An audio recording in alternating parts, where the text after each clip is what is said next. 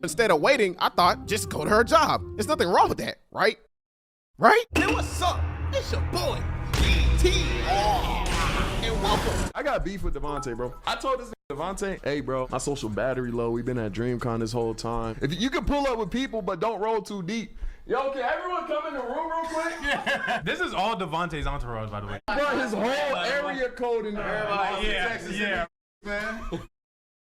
Man, let me tell y'all about what happened right before I left South Africa. And I ain't even trying to be funny right now, cause my gears have been grinded, big fella. Y'all can thank a certain boss at a certain store in Joburg, South Africa for me making this video. Congratulations, daddy's about to make some money off your sport. Yeah, we don't slide on folks who cause me pain. We legally extort them through video. 3 weeks ago, I'm in Joburg prepping to leave to go back to the United States because I've been in Joburg for almost 4 months. While I'm there, at every chance I got, I hollered at a honey and tried to go on a date. And I'ma be honest, I took hella L's. But I never give up when it comes to trying to bag the women I want. There ain't no forget women for a couple months and miss opportunities. I'm successful, but wifeless. So my Pokeball always gonna stay polished just in case I need to catch them all. That same week, I took the biggest L that made me want to tell honey, put up my super suit. And y'all please pay attention because every detail matters to the progression of the story. It was a weekday. I'm in the mall. I walk in this store. I'm not gonna say the name of the store. We just gonna call it 𝐤𝐄𝐅. When I walked into 𝐤𝐿𝐄 for the first time, I made a little friend in there. I bought hella socks from the establishment. While she was helping me, we both smiling, giggling, laughing, good conversation. Her coworkers smiling, laughing, giggling. She gave me a hug after that seemed like no issue. Everything seemed cool, right? Fast forward the next day, I walk into 𝐤𝐿𝐄. My little friend I made the day before was on the other side, and this time a new staff member that wasn't there the first day was present. We ain't finna use her real name, we're gonna call her Peso.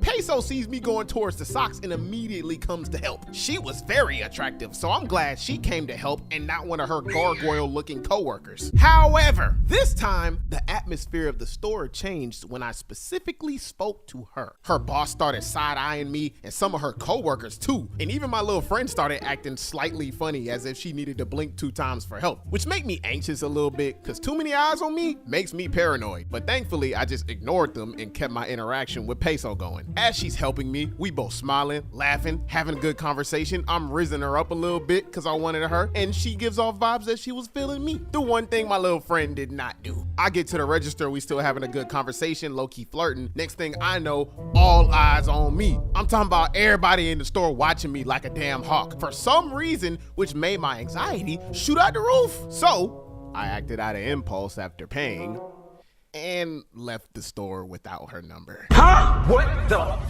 is wrong with you? Don't worry. I spent back later that day and got her number, despite all the eyes still being on me. And even worse this time, because they were suspicious of me wondering why I came back. I gave her a little "my sister wanted some socks too" excuse to come back, which was not a lie, because my sister did tell me earlier that day she wanted some socks from that same spot. For a couple days, we start texting, calling. Next thing I know, I'm at the mall again. This time, I went with people and took them to that same store. However, this time, it was different. This time, bruh, I felt like I walked into a Wild Wild West saloon, cause everybody, and I mean everybody, stared at me like I had the blick on me and wanted some problems. Bruh, on my third cousin's best friend's crippled turtle, I'm not kidding, bruh. Peso and my little friend literally looked like they were being held hostage. Like, damn, who y'all boss? Kim Jong-un? I tried giving my little friend a hug and she gave me not our usual full hug, but the most awkward side hug ever with heavy hesitation. I walk over to Peso and try to give her our usual full hug too, and she full on hit me with the bro dap. Like, damn, Lunch, what I did to make you go from blue to blonde? At this point, I'm confuzzled because they acting different, their coworkers and boss acting weird and staring me down suspiciously. Some ain't adding up. So I start anxiously overthinking like, dang, maybe all that flirting we did was just an act. Maybe she was just being nice. Maybe she thinks I'm a fugly weirdo and maybe gossiped to her coworkers, probably flame me up in a group chat. I don't know. My only conclusion that I drew from it was that maybe it had something to do with me and Peso's interaction with each other every time I come in. Anywho, I get what I need, I leave. Literally 15 minutes later, Peso from work texts me, "Why didn't you tell me you were coming to my job?" which left me so damn confused and shocked because of my prior overthinking. But then my pimp brain started turning on, grew some legs and turned to Womanology chapter 101. And instantly I figured, oh, she still has interest in me because ain't no woman finna text you that if she don't like you. So I replied back, am I supposed to tell you when I'm coming? I didn't get a text back for a while. An hour later, when me and the people I was with were standing outside a clothing store, crazy enough, Peso see me and immediately rushed towards me with the biggest smile and give me the biggest hug, which confused me, but at the same time, all my anxiety and overthinking flew out the window, slime, because if a woman don't like you, she ain't showing no effort at all. She like, I texted you, not realizing I literally texted her back with her phone literally in her hand. I'm like, I know. I replied back. She like, oh, okay. With my little friend coming right after her and hugging me, which confused me again, my nigga. Until my little friend says, sorry, we couldn't hug you at the store. I'm like, why? She's like, it's a rule at the store. I'm like, what the freak? She's like, yeah, it's the dumbest rule ever. And that's when everything started to make sense. That's why they curved me at the store. That's why they were limiting their conversations. That's why they were treating me like I had the plague. That's why they looked like they were being held hostage, which actually really concerned me because nobody should have the fear that I saw in their eyes like that. So something was still kind of off. Like there wasn't no regular, I couldn't hug you at work because of store policy. Like Zoink Scoop. Sounds like we got a mystery on our hands. Fast forward a couple hours later, she finally replies to my am I supposed to tell you when I'm coming text. She like, I thought you'd say so I can take my lunch break and spend it with you. She want me. She want me. She want me. Okay. So I text her back like, oh, okay, I'm sorry, I didn't know. We can do lunch together some other day. She like, okay, no problem. Fast forward 3 days later, we have our mini lunch date, which was actually really nice. After we ate, I asked her on a real date, which she agreed to. However, she still seemed kind of stressed, like her behavior was very, odd. As if somebody had like a mental chain around her neck, but I brushed it off and ignored it. And what made it more suspicious was I walked her back to not her job, but one of the stores close to her job where her friend was, because for some reason, she told me I couldn't walk back to her job, which left me kind of skeptical and anxious. But I brushed it off. Are y'all following me? Whole time in the back of my mind, something was vexing me about this situation because something just seemed off about her behavior. Fast forward the next day, which was the day we had our real date, which she tried to suggest a place for us to eat because at the time I was new to Johannesburg, so I didn't know any of good places to eat. But no.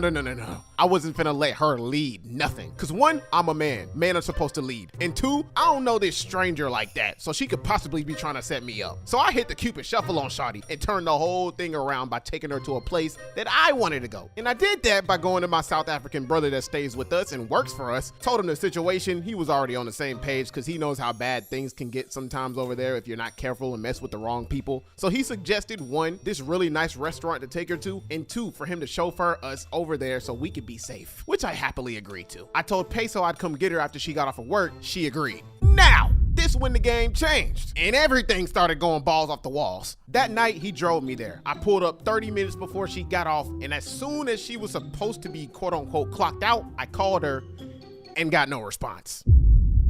Now, I gave her the benefit of the doubt because she couldn't be on her phone during work, and sometimes it takes a minute for folks to completely clock out, so I waited another 10 minutes, called her again, no response.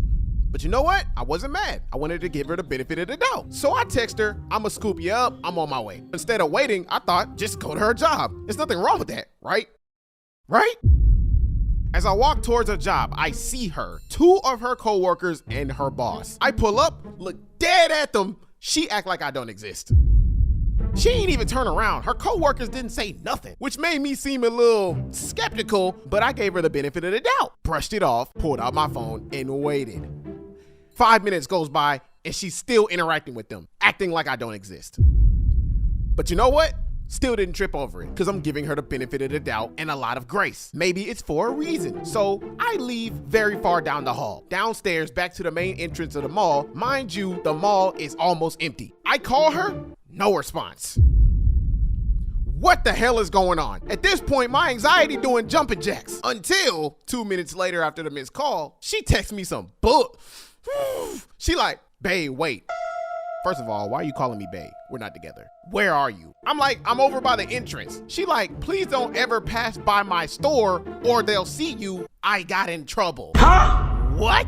The freak is she talking about? You got in trouble for a man coming to pick you up? They should have said something to me about it when I was up there. I know they seen me, they not dumb, but instead they all stood up there like I was Casper, as if they didn't know what was going on. And now they want to punish you because of a man picking you up? Like, why I feel like she's hiding? Who are you hiding from? And is they your co-workers? Bruh, at that point, something was so off that I couldn't let it slide. She told me to go to a certain store back upstairs to meet her at. I found my way there and she looked stressed the freak out. I'm like, what's going on? You all right? She basically told me about the same no relations with customers rule at work and summed up the situation like this. Her boss pressed her about having interactions with me inside and outside the store. Let me say it again. Inside and outside the store. He was threatening to fire her because she, a grown-ass 26-year-old woman, was talking and having interactions with me inside and outside the store. That's why she stressed the freak out. She didn't want to lose her job and she was in her masculine, heavy, struggling financially, working 2 jobs to take care of herself and her family, which made her stressed out even more. It got so bad to the point where she told me not even to come anywhere in the vicinity of her job. Her boss be all up in her business, monitoring everything she did during and after work. This freaking weirdo would follow her, a grown-ass 26-year-old woman, around and question where she was going. Her co-workers, who originally were nice to me, acted like I was the freaking Joker when I'd passed them in the mall. She told me my name floated around the damn store heavy while I wasn't even there. Like, am I that much of a threat to the young lad? I barely be at the store, my nigga. Gang, her boss threatened to fire her even if they saw me come near the store and would monitor her phone. Like, damn, Mr. Krabs, are you her father or her probation officer? He treated Shawty like Uncle Ruckus' dad from the Boondocks. Woman, did I just catch you trying to be something in life? She told me her co-workers, excluding my little friend, would talk behind my back as if I was her dirty ex-boyfriend. And even then, my little friend even acted like I didn't exist when I passed her in the hall. Like, bruh, I started regretting even buying them socks. Her weirdo weenie warrior boss pretty much covertly banned me from the store for having interest in his employee, which was none of his damn business. You telling me all I gotta do is breathe in that direction and she's fired?